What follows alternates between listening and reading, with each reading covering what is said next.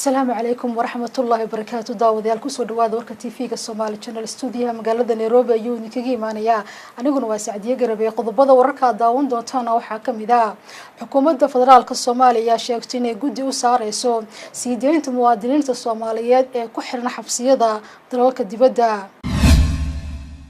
gudoomiyaha gudiga maamul dhisidda baarlamaanka Soomaaliya waxa uu dhaliilay qaabka dawladda federaalka Soomaaliya u mareyso shirka dib u heshiisiinta ee gobolada Jubbooyinka.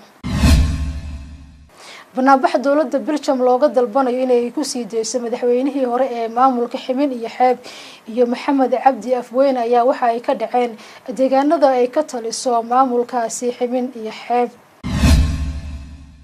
wasaaradda caafimaadka Puntland iyo hadda NCI ayaa magaalada Garowe ugu qeybiyay deeq raashin ah ilaa 140 qoys oo isugu jira dad barakacayaal ah iyo waliba dad danyar ah.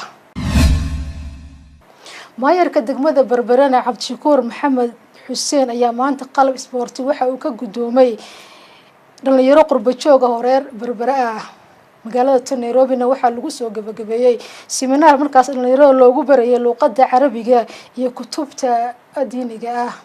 inta daawadayaal oo qodobada wararka iyaga ugu door karoon iyagoo faahfaahsan iyo kuwa kale waxaa daawan doontaan gordobal saatan ku soo dhawaada qadar adeega bulshada ah.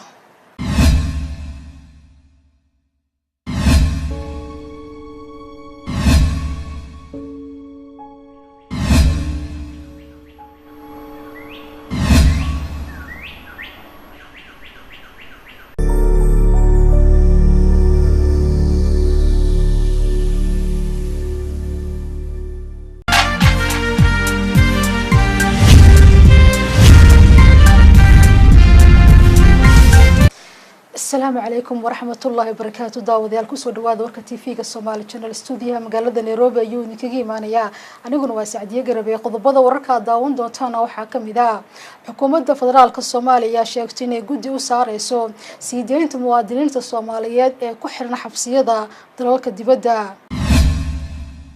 gudoomiyaha gudiga maamul dhisidda baarlamaanka Soomaaliya waxa uu dhaliilay qaabka dawladda federaalka Soomaaliya u mareyso shirka dib u heshiisiinta ee gobolada Jubbooyinka.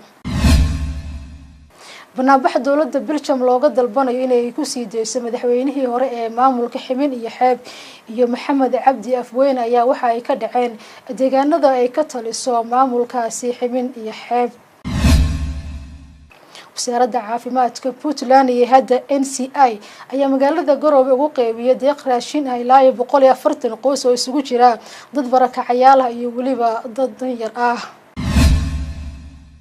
maayarka degmada Barbarana Cabdishakuur Maxamed Xuseen ayaa maanta qalab isboorti waxa uu ka gudoomay dhalinyaro qurbo joog ah horeer Barbara ah magaalada